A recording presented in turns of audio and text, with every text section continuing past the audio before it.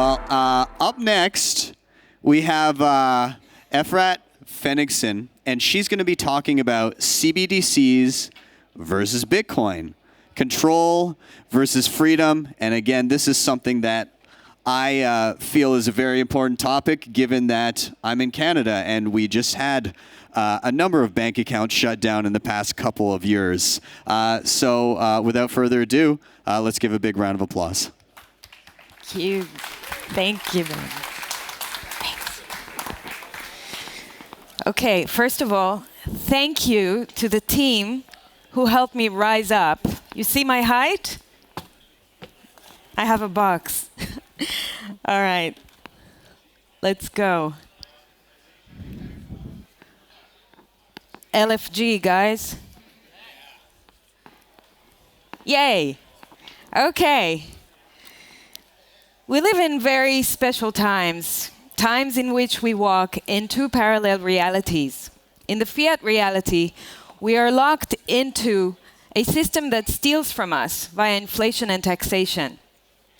This reality is making us weaker, dependent, and surveilled with control mechanisms that are reaching new peaks of sophistication. In the Bitcoin reality, we are working day and night to build something new. We educate, develop, invest, and put our money where our mouth is. We minimize our dependency on the state and its institutions while practicing sovereignty and responsibility. Most of humanity is walking in the fiat path and is destined to convert to the CBDC path, which I call fiat on steroids. Central bank digital currency, which is CBDC, ties the financial freedom of citizens to the government and the banking establishment even further. Take everything that's bad about fiat and add more surveillance, more control, more censorship, and enforcement capabilities. A modern prison? Indeed. CBDC is the ultimate prototype of a prison without physical chains. Whether they choose it or not, those on the fiat standard will be migrated to CBDC. Those who have taken the orange pill will join the orange path, but since most of us still live in a fiat standard reality, it's our duty to be aware of where this is going and separate and spread the word, as opting out and joining the orange path is the best solution, in my opinion. This is from a new campaign for CBDC in the EU, where we are right now. Notice the positivity. Imagine a digital single payment solution that could be used for any kind of payment throughout the euro area. Guess what? It could become a reality. A digital euro. Easy, safe, fast, reliable. Digital money from the European Central Bank at your fingertips whenever you need it. Right. Yeah. Most of society prefers to swallow the convenient, comforting lies rather than check the facts and accept the unpleasant truth. We might be heading towards this CBDC future, or it may fail. I wish I had a crystal ball, but all I have is this presentation, and by the end of it, you'll be the judge whether CBDCs will happen or not. I'll take you through in this presentation some countries and some examples which I think are important to pay attention to as we go through this journey of CBDC. So, in short, the CBDC system is able to determine expiration dates on the money, to use a geographic radius, also known as geofencing, program the money to be used on certain things and to forbid others, and totally switch on and off digital wallets. And some people might see it as a darker world where the government decides that units of central bank money can be used to purchase some things, but not other things that it deems less desirable, like say ammunition or drugs or pornography or something of the sort. And that is very powerful in terms of the use of a CBDC. Right, so some examples of programming your money means that, for example, if you fuel your car above the allowed quota, you have polluted the environment too much. You won't be allowed to purchase more fuel. If you've consumed too much meat, your carbon footprint goes up and you can be limited. If you protest against the government or share dissident content, your access to money may be switched off, as we've seen, like Ben said, in Canada and Hong Kong in recent years. But this time it will be much easier. By connecting CBDCs to digital identity cards and to government systems such as universal basic income, social credits, carbon credits, and more, we get the ultimate control apparatus. This apparatus will dictate to citizens what they're allowed to purchase, what the permitted quotas are, while limiting consumption according to rules and use cases at program times, places, and cadences.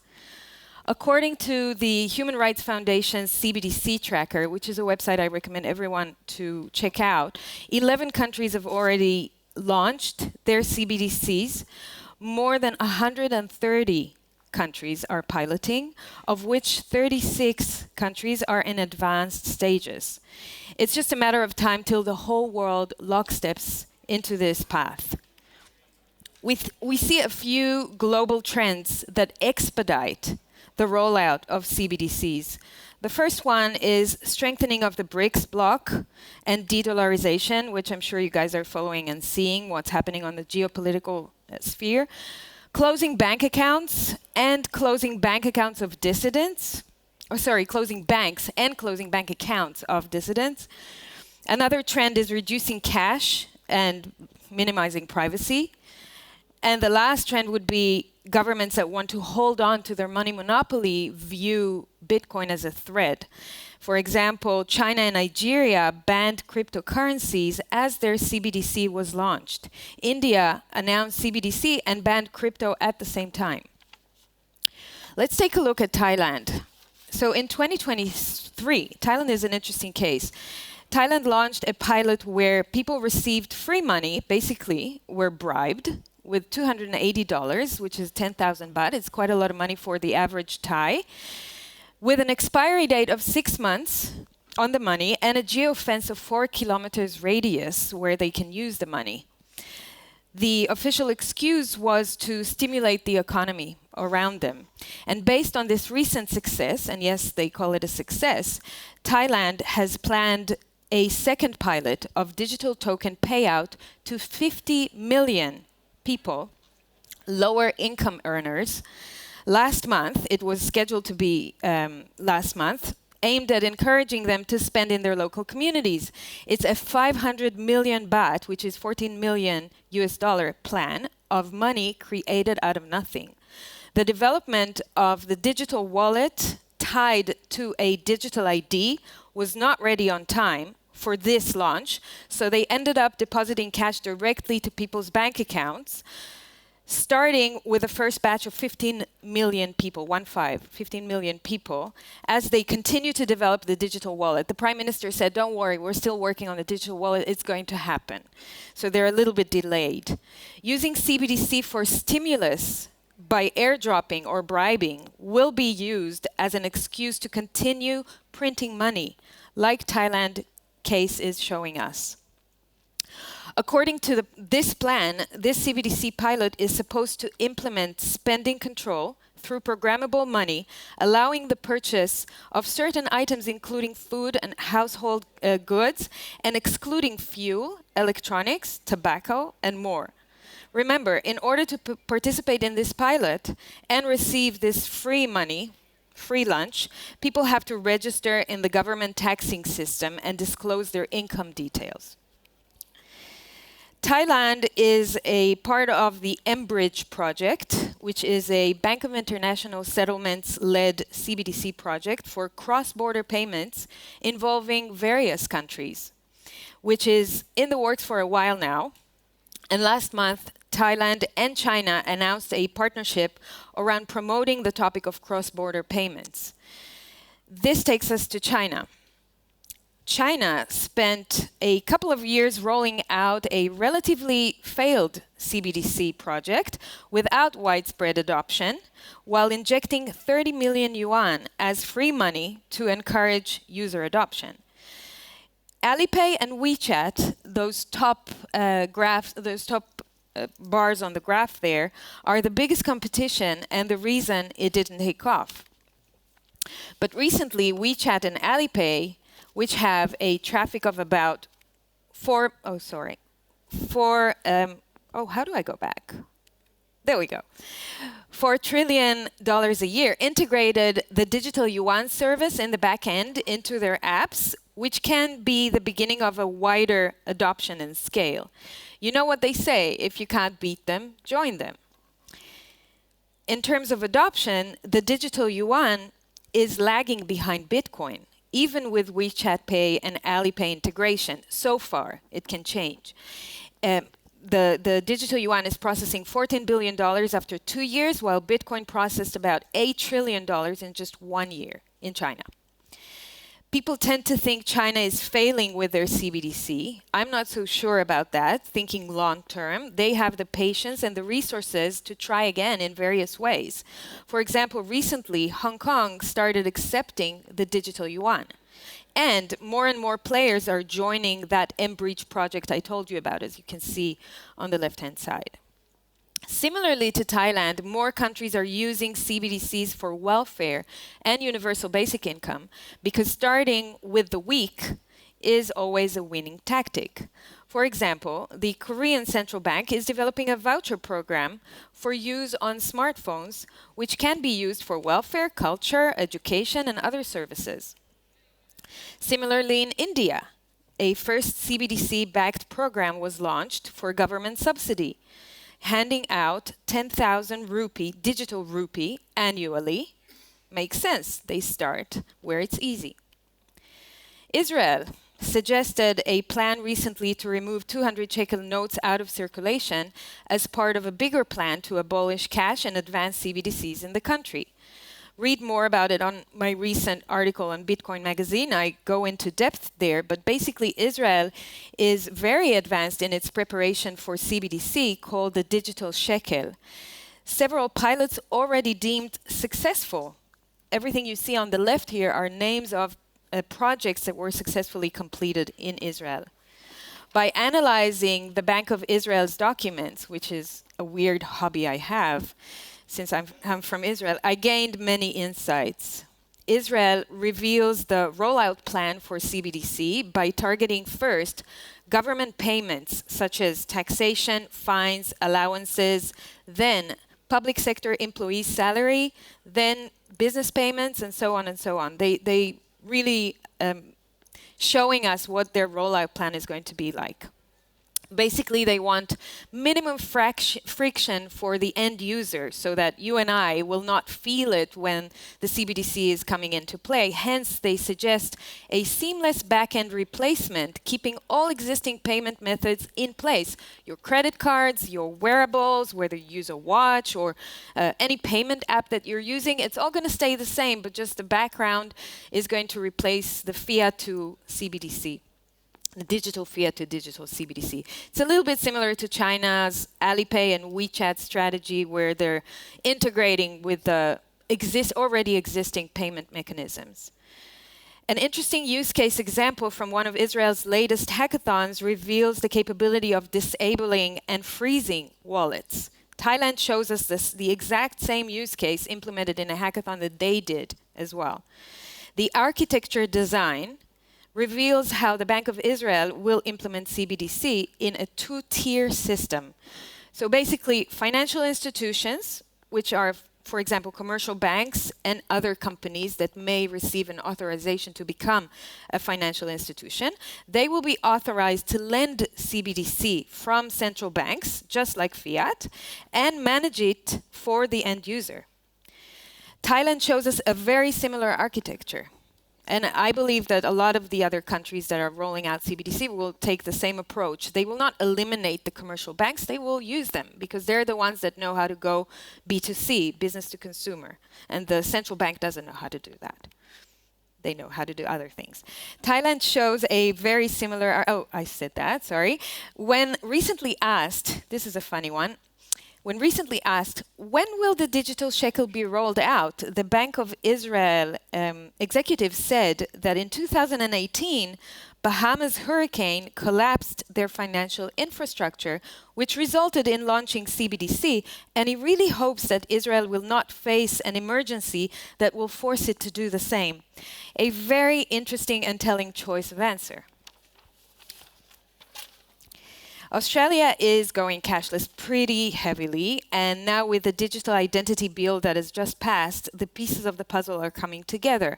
These are all the prerequisites for CBDC, so keep an eye out on Australia. The European Union, coming back to it, launched a marketing campaign to promote the digital euro about 6 months ago to start educating the European public about a reality where they will be obliged to use a supervised CBDC. Christine Lagarde kicked off the propaganda. The rollout phase will start at the end of 2025. The digital euro is on the move. Yesterday, the Governing Council of the ECB approved the opening of the preparation phase. It will be a journey, and we will walk the journey together with the legislator. All European institutions will be involved to make sure that Europe is equipped with the currency of the future. Yeah, and check out this. Lagarde emphasizes another point. The digital euro will not be anonymous. Some privacy will exist in the CBDC system, but not anonymity. Not that I know how these two things can coexist. Have you wondered what BRICS nations are up to? Well, don't hold your hopes up, because they're also working on their own implementation of CBDCs. Some of the BRICS countries are part of the Enbridge project that we've talked about before, but also together with other initiatives, they are developing, for example, BRICS Pay, which is another form of CBDCs. I don't know if you've been following recently, Putin has started talking quite a lot about cryptocurrencies. I have a feeling that this is that. This is their CBDC. Next up on our suspect list is not a state, but rather a crypto company. Ripple is in talks with about 20 governments and central banks to develop their CBDCs using their platform dedicated to issue CBDCs and stablecoins. They already partnered with 6 governments, and they did 6 successful pilot projects. Ripple's claim for fame is the combination of speed, efficiency, sustainable and green blockchain network that uses little energy compared to Bitcoin. I often get asked the question, what's the most exciting thing about CBDCs and stablecoins? In one word, innovation. My name is James Wallace, and I head up CBDC at Ripple. You might already know that over 90% of central banks around the world are now exploring CBDCs. There are many drivers for CBDC, including the decline of cash, improving payments efficiency, lowering costs, and the desire to innovate the ways in which money is used. Ripple's CBDC platform is your one-stop shop for the creation of digital currency, designed for minting, managing, transacting, and redeeming CBDCs and stablecoins. Right. Deep breath. Okay, moving on to Nigeria, the first African nation to launch a CBDC, the e-Naira, that's the name of the CBDC, has been around for about 3 years, and it didn't exactly succeed. The citizens took to the streets to protest the changes in cash, resenting the introduction of an unneeded digital solution while demanding the return of cash. After a few weeks of painful protests, cash was returned alongside the e-Naira, which was not cancelled and became part of reality, and it still exists today. The bright side is that many Nigerians chose the orange Bitcoin path during this time. A new IMF report notes that e-Naira has to date accounted for only about $20 million worth of transactions, which is very, very low, and only 13 million wallets have been created out of a total population of 226 million people, and 98% of them are inactive. However, let's listen to Charlene Hill Fadirebo, I hope I'm saying her name right, to understand how concerning the e-Naira implementation is. But there are some things that are very concerning about the e-Naira. First and foremost, there's a tiered withdrawal limit system. So basically you have 4 tiers from bronze, silver, gold, and platinum. And you literally get access to your money based on the amount of information you choose to share with the government. So essentially, the Central Bank of Nigeria is policing the wealth of its individual citizens. So on the low end, you have the bronze wallet where you have to share your phone number. On the highest end, if you want to have a decent amount of money in your wallet and you want to withdraw a decent amount of money in your wallet, then you have to share your bank verification number and a utility bill. And this is just one of the very concerning aspects of the e-Naira. Right. I recommend you watch this panel from the Oslo Freedom Forum. While you all know and understand the benefits of stablecoins, especially in emerging markets, where they're literally a lifeline, we should pay attention to the compromise of this technology in the hands of states. A probable scenario is that in the face of public resistance to CBDCs, states may launch their own official stablecoin or authorize commercial banks to issue their own tokenized stablecoin. This can have the exact same features of a programmable CBDC, but with a different brand name to make the pill easier to swallow. On top of that, we should remember that while companies such as Tether and Circle are major contributors to the industry, their coins are also used to continue inflating the US dollar, essentially dollarizing emerging markets direct to consumer. Let's take a look at a few examples of stable coins in the making. So in Nigeria, the CNGN is a stablecoin to be backed by the biggest banks and used mostly for cross-border payments. Some claim it has more potential than the e-Naira to be widely adopted. Israel is also working on a new stablecoin pilot called Bills, pegged to the shekel, developed by a regulated crypto exchange platform. A few examples from Australia, who's leading the way, I think, on that front. NAB, National Australian Bank, has completed a pilot of intra-bank cross-border transaction using a stablecoin on Ethereum blockchain with smart contracts. For now, this project is shelved, but it was successful and it's been going on for a while. ANZ Bank issued its own stablecoin, and there are private initiatives too, like the EAUD. Horrible name, but that is taking place. BlackRock is supporting the issuance of, have you heard of that? Ethena stablecoin. It's relatively new in the US, and Republicans are passing legislations to enable the creation of stablecoins by commercial banking system in the US. Trump said recently in Nashville, I was there, I saw him say it, that he will not allow CBDCs, not on my watch, he said, but I will work on regulating stablecoins to extend the dominance of the US dollar. So, just pay attention, okay?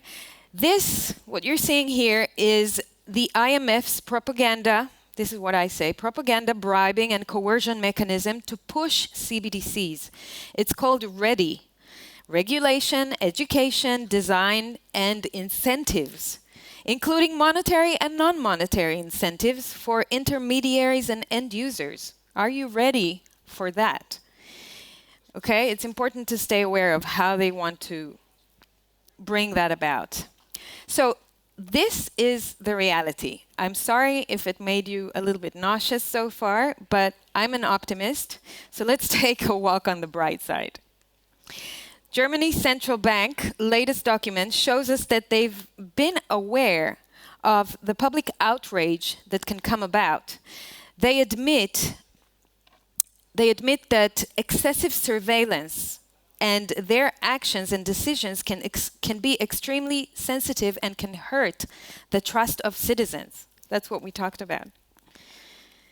And which is a good sign, I think, because they're aware of how thin that border is between pissing off the public and doing their work. This guy from the Israel Central Bank is so threatened he has to revert to FUD and shaming of Bitcoin. The digital shekel will not be developed by some unknown Satoshi Nakamoto. The central bank we all know and trust will be behind your CBDCs. In the US, Florida, South Dakota, Alabama, Indiana, as well as RFK Jr. and Trump all show objections to CBDCs.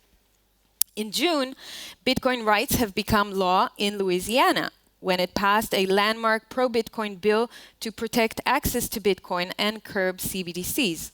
I think the same is being done now in Pennsylvania. Last month, the House has passed a bill that will ban CBDCs in the US on the federal level, which is a big thing if finally approved. Let's see the Republic Senator Tom Emmer. That's why I reintroduced a bill yesterday called the Central Bank Digital Currency Anti-Surveillance State Act, which puts a check on unelected bureaucrats and ensures that the United States digital currency policy upholds our values of privacy, individual sovereignty, and free market competitiveness. So we have some voices like that too, which is good. Canada held a public survey. I should mention Joanna Kotara as well. She's here in the audience. She's doing amazing work to resist CBDC in the EU and in Germany. So you can give her an applause. Well done for the work you're doing. You should be in my presentation. I'll add you later. So Canada held a public survey about CBDC recently with 90,000 people. We see a total lack of trust of people in the Bank of Canada and the government. All the yellow stuff is how much they don't trust the government. Canada recently announced shelving CBDC for now. For now. The UK saw a strong public backlash to Prime Minister Sunak last year with 50,000 responses sent to the Bank of England following a public hearing on the digital pound. El Salvador is clearly showing another possible way to develop a country's financial future which is not based on CBDCs. President Bukele announced recently that El Salvador will no longer rely on external debt to finance its budget, declaring the country has achieved financial independence. As Ayn Rand said, we can ignore reality, but we cannot ignore the consequences of ignoring reality. We have become too accustomed to the government taking away our freedom and returning it to us on its own terms. If we just let the frogs sit there, they'll boil to death, and we'll have a new CBDC dark reality. We have the possibility of showing people this dark path and offer them the orange path instead. On my blog, you can find this comparison slides. Those are 2 slides with 12 points comparing CBDC and Bitcoin. Feel free to download those slides and use them whenever you want in your social media, etc. Just like we're being censored and our freedom of speech is violated these days, with CBDCs, we'll be financially censored and our freedom to transact will be violated. Listen to this. A euro will always be a euro.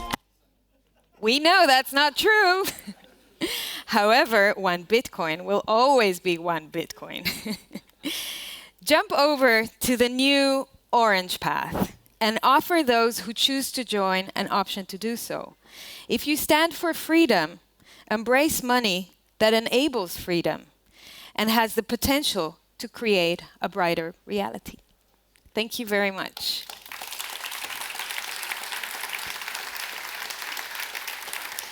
Do you want to take a question, maybe? We have 2 minutes, I think.